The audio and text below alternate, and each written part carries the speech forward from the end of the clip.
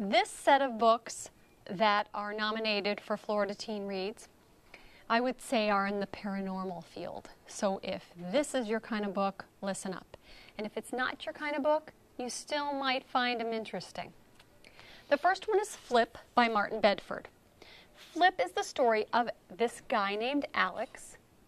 He wakes up one morning, he thinks, this isn't my bedroom. This doesn't look familiar to me. His hands aren't even familiar to himself. He's woken up in someone else's body in a different part of the country. So now he's Philip, and he has different parents. He goes to a different school.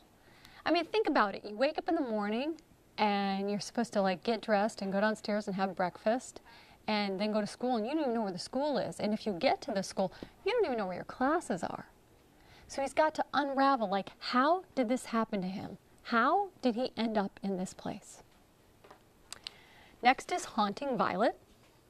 Violet Willoughby's mother is a psychic, but not really. She's kind of like this pretend psychic, and she goes to people's houses, and they have everything set up to make the table shake and to make wind blow from the curtains, but she's not really psychic. But Violet really is. So they go to the country, and they're supposed to be the guests in this house, and what do they see? Violet has this ghost following her around, this dead ghost, someone who is murdered. And the murdered girl wants Violet to help her. 3/4 Dead by Richard Peck. Carrie can't wait to start high school. Like, you know, she just can't wait. And she gets to high school. She's not popular. Her best friend went to another school. She doesn't have any friends. And she gets befriended by the 3 most popular girls in the school. Now, let's just say that these 3 girls, they aren't really such good friends of hers. They really are kind of using her. And one day when Carrie is on the phone with them, the 3 of them are going somewhere and they're talking to Carrie, and the 3 girls get into a car accident and they die. Now Carrie, she feels like her life is over again, because here she was befriended by these 3 girls, and now again she has nothing. Until one day her cell phone rings and the dead girls call and they say, "We're waiting for you."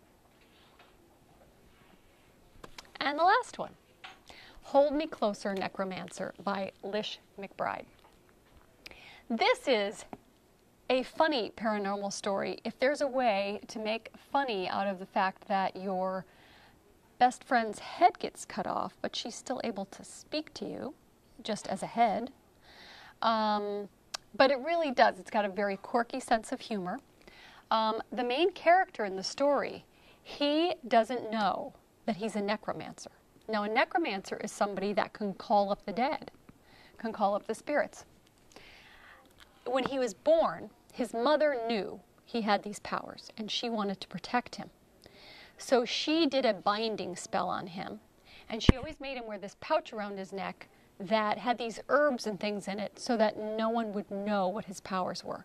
So now here he is. He's 19 years old. He's dropped out of college. He's working at a fast food joint, and he runs into some guy, and this guy can tell that he's got all these powers because he's the guy who's in charge of the whole area. So basically, if you're a necromancer and you move into that area, you have to ask permission and you have to let them know. But he has no clue that he has these powers, and he's got to figure that out.